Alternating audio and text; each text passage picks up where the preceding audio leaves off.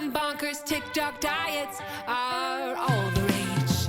And why are the seats so damn small on the airplane?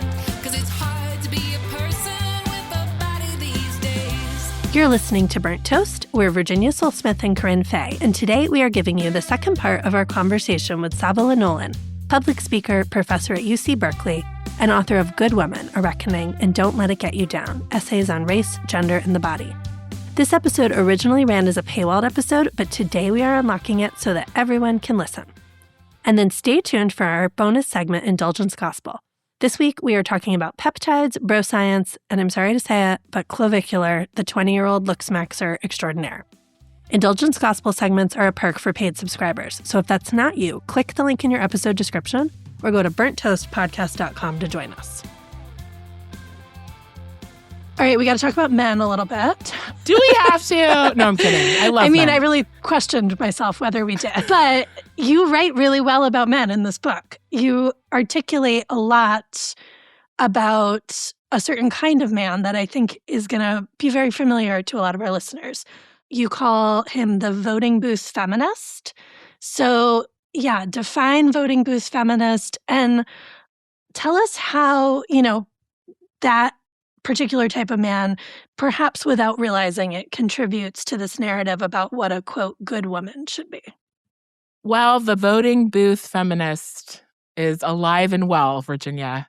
I was married to one, a decent human being, a kind human being, a good father, but definitely a voting booth feminist. What I mean by that phrase is a man who is progressive politically, but not personally. There's the classic feminist refrain that the personal is actually political. All these personal problems that women are dealing with in their lives, they're not just about your little personal experience, they're political problems, right? It's kind of a twisted version of that. This is a man who perhaps voted for Harris, enjoys seeing Erin Andrews on the sidelines at a football game. She's a commentator for those who don't follow sports. Totally thinks that women are equal to men. He's kind of got those basic political check boxes covered, but he won't pick up his socks, right? He doesn't notice when things need to be done around the house.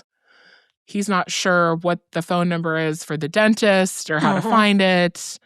He can't necessarily remember the name of the kid's best friend. He would never take his wife's name. Does that make sense? Yeah, sure does.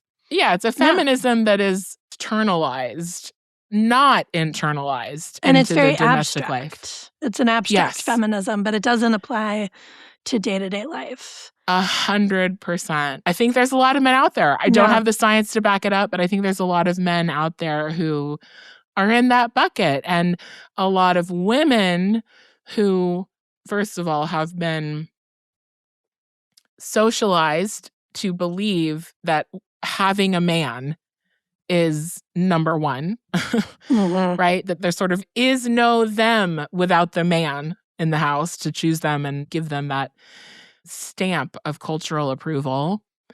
And a lot of women who have been told not to disrupt male comfort, either because it's not nice or because it could be sort of dangerous in the worst type of scenario.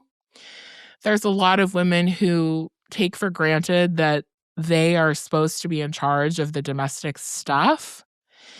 Women are sold a fantasy about marriage in a certain way that, it sort of finalizes their life and means they've arrived and sort of marks their completion of selfhood in a way.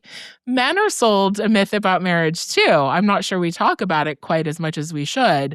I think men are sold the idea that they're going to have someone who takes care of all the shit that goes with domesticity.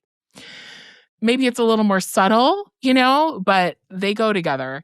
So I think that the man who likes Harris, but could never imagine taking his wife's name, for instance, or, if you want to get a little more gritty and difficult with it, has daughters who he loves and respects and adores, and also watches like babysitter porn, you know? I mean, if you want to get a little into the shadow side. Yeah. That is braided into the kind of good woman syndrome because the men expect the women to be good about it. And the women also expect themselves to be good about it. So they work together. They kind of co-create each other unless someone is willing to say, wait a minute, this doesn't work. And then everyone is willing to grow. I think a lot of marriages end because a woman says, wait a minute, this isn't working. Yeah. But not everybody wants to grow into something else. Yeah, I mean, they just are perfect partners because if he's leaving socks on the floor, if he doesn't know the pediatrician's name, if he doesn't know how to set up the play dates, who is going to pick up all of that? Who's picking up the socks? I mean, it's like obvious, but it is invisible. And it's invisible to a lot of men that everything they put down because they can, because, oh yeah, abstractly, I agree with all of this and women are equal and I'm voting the right way and I'm a good liberal man. So I can put down all these details. All of that gets picked up by somebody.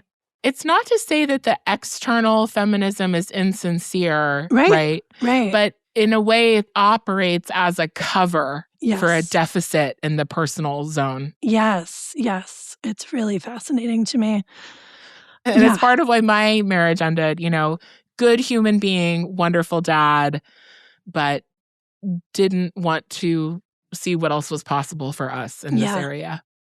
I think so many people can relate to that for sure. I don't have faith that it's possible to equitably co-parent with a man. I don't think so either. I think that it's too many details. The pull of the roles of mother and father and wife and husband are too strong. They're so strong that almost no matter what your politics are, it's like incredibly powerful magnets. You just get sucked into the role in a certain way. And everybody's putting it on you. Teachers are calling mom first. The school calls mom first when the kid's sick. Like, it's just built in. The pediatrician talks to mom. Like, so you're constantly, to be a man who is a truly equal co-parent, you have to be relentlessly inserting yourself, like going upstream against the social narrative about your role, as well as being willing to do invisible labor that you were never conditioned to notice, and now you have to somehow see. 100%. It's a big ask. I feel bad for men who have to figure that out, but that is the ask. That's the ask. That's what you're up against if you want to do it. And you then have to expect no cookies or gold stars for it because we don't get those. Although you might get gold stars. Oh, yeah. A man with a toddler in Target. I've literally seen people be like, oh. American hero. Exactly. Make a statue out of that guy. Whereas a mom, it's like, oh my God, shut that baby up. Yeah. You know? Why is your kid yelling? Yeah. No, absolutely. That's a good point. But you can't expect cookies and gold stars from your co-parent because that's not her job to give that out. Okay, the other section on men that I underlined was in the essay called Good Advice, where you argue that women should relish chivalry. And this kind of blew my mind. Like, I would definitely have identified as a feminist who's like, don't hold the door for me. But you have a really compelling reason why women should embrace chivalry. Well, thank you for saying it's compelling. It compels me. I hope it compels others, just like it compelled you. I get that the root of chivalry is often this kind of, you know, the fair maiden who can't really leave the house and can't manage to lift her own suitcase and is delicate. You know, I do understand that. I am not ignoring that that is part of the kind of original idea of chivalry. However, in modern life, where I think we have largely abandoned that sort of bone structure of chivalry, if you will. And it's less about women being delicate, you know, and courted, and more about like opening a door for someone to be polite or lifting a suitcase to be polite. I think it takes on a really different flavor. And I actually think of it as feminism in action, whether or not the man intends it to be. And that is because I think these gestures of chivalry are the only place, or one of the only places in our culture where men are actively encouraged to perform emotional labor, meaning to anticipate someone else's needs and meet them just to make them feel good. just because they're aware of how much comfort and pleasure someone is experiencing in a given moment, and they want to enhance it, right? And it's one of the only places where women are encouraged to just receive it and not return the gesture. Yes, and not be anticipating everybody else's needs. Exactly. Your own need can be centered. Yeah, this blew my mind. Wow. Okay, I'm going to let doors be held for me. You know what's funny is my editor had the same response to that paragraph. She called me. She was like, Savala! I was reading this aloud to the entire office at HarperCollins. Because, well, it's true. Can you think of another area of life where men are really encouraged and expected to perform emotional labor for women, and women are allowed to just receive it? No, and it made me think of Kate Mann has a great essay about how bad men are at taking care of like female partners when they're sick. Like men don't really learn caregiving for like a sick person. So like she talks about a boyfriend who like was like, I'll make you toast, and then like didn't know how to put butter on toast. Just gave her like a like dry piece of toast with a little bit of butter on the side. Like it just didn't dry at all. These caregiving skills that we are like absorbing in early childhood, you know, given baby dolls, given all the, you know, babysitting, all of the ways that girls are taught to care for others. Boys are not taught the same thing. And so, yeah, this is like the one place where you learn caregiving. Like, I also think all boys should have to babysit, but this is a start. This is a start. It's a start. And I think it's a leaping off point for conversation, even playful conversation, you know? The guy that I'm dating, occasionally he forgets, but usually he'll open the car door for me, you know, when he's driving. And sometimes I'll just stand there and he'll be like, oh, and, you know, quickly run around and open it. And at first I was like, am I being a prima donna? You know, because that's maybe kind of the flack that a woman would catch who, quote unquote, expects these gestures. But I'm not a prima donna. I'm just not, you know? So I was quickly able to kind of slough that off and just see it for what I believe it actually is, which is him anticipating my needs and just making life a little easier, and me being allowed to receive that in a way that is completely countercultural at its heart. It's not because women are weak. Right. That's not what it's about. It's not that we're saying I cannot lift my suitcase into the overhead bin. It's not a response to, quote, perceived weakness in women. It's a response to the humanness of women. Right. And our need and right to be taken care of. And it's a way, honestly, that men who were a little nervous about how feminism might impact their masculinity, right? It's a way for them to actually engage in it with a reframe that lets them start to think of these acts as feminist without worrying, oh, does this mean something about me that's not manly? You know, there's a reframe for men there too. I think it's so good. I love it. You completely convinced me. Okay, so the next time you go out, don't open that door. Don't open that car door. He'll be like, what are you doing? You might need to listen to this podcast episode first, but then it will all become clear. I mean, you wrote so well also about divorce, and in particular, the narrative that I deeply relate to, that a good woman, a good mother can't write about why she got divorced, can't write about what went wrong. I mean, I do struggle with like, what do I owe my children? What privacy is everyone entitled to? I have personally been in the experience of having the media speculate about my divorce and come up with their own reasons, which is not fun and not me getting to control my own story at all. And that does mean that I really don't talk about it because it's the only way I know how to like keep any safeguards around my own story. But you figured out how to write quite openly about pieces of it in ways that are really powerful and really valuable. So I would love to hear how you wrestled with this. How did you decide what can go in and what has to stay out? I had my daughter on my mind the entire time that I wrote about my divorce for this book, and also my marriage, right? Because there's pockets of the book where I'm more thinking about our marriage and courtship, and then there's a pocket that's a little more about the end of things. because she might one day read it. And if you have children, there's no way to write about the end of a marriage without kind of implicating the child in some way. Not implicating them as, being to blame, obviously, but it's their family, right? So you are writing about them in a certain way, even if you never mention that there's a kid. And they can't consent to that. And they may not want to know everything that you have to say about your marriage or the end of it. So I was thinking about this, sensitive to my daughter all the time. And I was also sensitive to my ex-husband, who didn't consent to be written about. Although I think if you're an adult and you have a relationship with a writer and you know that they write from their own life, you can do the math. But he didn't ask to have this written about. And it's certainly just my story. It's my take. I trust myself as a storyteller. And so I don't worry that I've misconstrued things. But he has his own take. So I was sensitive to all of this as a human being. What I did not want to do was be overly sensitive to it as a good woman. Yes.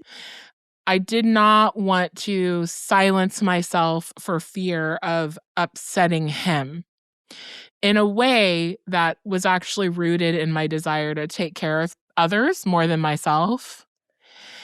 A big part of my marriage was swallowing my own thoughts and not voicing things and not saying what I really felt or needed or wanted, because in the little ecosystem of our marriage, that always led to him withdrawing. And I was really desperately trying to get him to re-engage and not withdraw. So by the time I left the marriage, I was pretty sure I was done swallowing and keeping silent. I really needed to get it out. I needed to say what I needed to say. And that's what a first draft is for. That's right. Put it all down there. You put it all down. And then over time, and with the help of people you trust, my editor and my agent, you sculpted and curated, and not curate it in a sort of social media way, but like in a museum, like you're choosing what needs to be in the piece and what doesn't. For me, it was worth it because I think of myself as someone who's breaking out of being a good woman. And I think of myself as an artist. And the imperative to create is incredibly strong and irresistible. I probably spent 3 years slowly crafting the 2 chapters that are really heavily about my marriage and the end of my marriage. And plenty of things landed on the cutting room floor.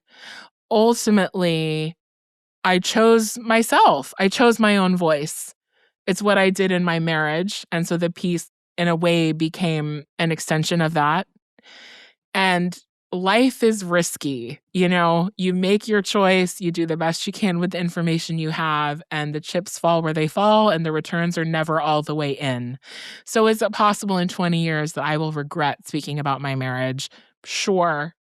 But given what I know now and what I believe right now, I chose myself and I choose myself in my voice. And I know that I may have to parent my daughter through it when she's old enough to read it. And I choose that too.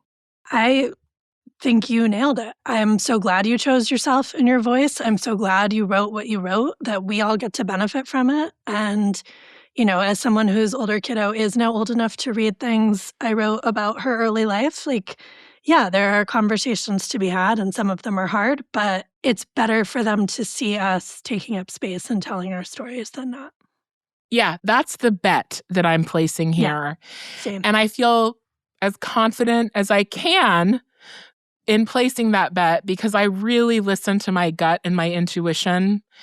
And there were sentences or passages or scenes that the egotistical artist in me wanted because they were so beautiful or, I'd written them so well.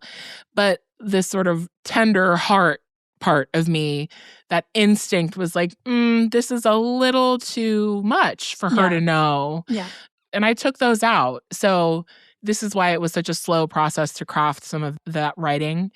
but I trust my instinct. And if I feel a flicker of discomfort, I really sit with it until I'm crystal clear on what that discomfort means. And if it means too much, I'm saying too much, then I take it out. Yeah. So then I can trust myself at the end. Yeah, and I'm just thinking too how, there's a section in the book where you talk about Picasso's famous painting, Des Mademoiselles. Am I saying Les that? Demoiselles d'Avignon. I don't speak French. Thank you. What you said. And how it's him taking these women who are sex workers, taking their bodies and making them into these unusual shapes and putting masks on them, which they are French women, but they putting on these masks derived from African culture, and just taking these women's lives and stories and making them into art according to his own vision. And why do we celebrate the great master doing that in his art and then are so hard on women who write honestly about our own lives and are so quick to say, is she a good mom that she wrote about that? The hypocrisy 100%. is astounding. So thank you for doing it. Well, thank you. I mean, I could not agree with you more. And I guess what I would just add to that is another theme in Good Woman is appetite. And why are women encouraged to control, to limit, to stifle their appetite for food, for sex? I mean, for freedom, like for the right to vote or, control if, when, and how they procreate, all that stuff. And I would add to that their appetite for creating whatever they want to create out of their own lives, whatever kind of artifacts or art or sort of mark they want to leave on the wall of the cosmos with their own lives. One of the arguments I make in the book is that, look, women have a right to whatever they want to create. You cannot and should not confine women's appetite when they're trying to make something of their lives, as long as, they're decent human beings. Right. So it's also about appetite and wanting to respect my own appetite for the material of my own life, Yes. as an artist. So last question before we get to butter, of course. I am also curious to know, to whatever extent you feel like sharing, how your divorce influenced your body liberation journey, or was it vice versa? Did one inspire the other? Because as you're saying, there's so much about taking up space, celebrating appetites, like pushing through all of these narratives. It kind of seems like it was all happening at once for you, but I'm curious to hear. It was happening all at once. And maybe I'll look back and be able to kind of discern cause and effect. As I experienced it, though, it was just multiple tides of life converging in the same place. When I met the man who I married, I was definitely a dieter. And when I stopped dieting, it was because I had no choice. I mean, literally, I could not stay on a diet. We'd been together 5 or 6 years. I just had a baby. And I found that I could maybe stick to Atkins for like a week. And then I could stick to Weight Watchers for like 3 days. And then I could stick to vegan for like 8 hours. I mean, it was like muscle fatigue. Like it was one meal, maybe? Yeah. I mean, quite literally. Yeah. It was like muscle fatigue. Like I could not do one more rep. And it was very scary. I was terrified that I couldn't seem to control food anymore, but what the hell was going to happen to me if I couldn't control food anymore? And I kind of laugh at it now. My fear was that I would gain weight. It was just that simple, Yeah. But at the time, it was like the feeling a cult member would have when they're deep in it and somebody says, oh, you can't do this anymore. You have to leave the cult. It was like a terror. So that was unfolding, and my then husband seemed to understand it. He wasn't pushing me to maintain a certain body shape. He sort of didn't totally get it because he has a very different relationship with his body. Sure. But he was like, okay, do what you have to do. So I don't think that my changing body or even consciousness contributed to the end of the marriage so much as they were just 2 threads of my life that were unfolding at the same time. Yeah, it makes sense. And there are these points of intersection, but also, life is complicated and a lot is happening all at once. Yeah, I mean, it could be that in a way that I didn't quite recognize at the time, coming into myself was the common denominator there. And so maybe they were interconnected that way. Like, oh, I have to be who I am, Mhm.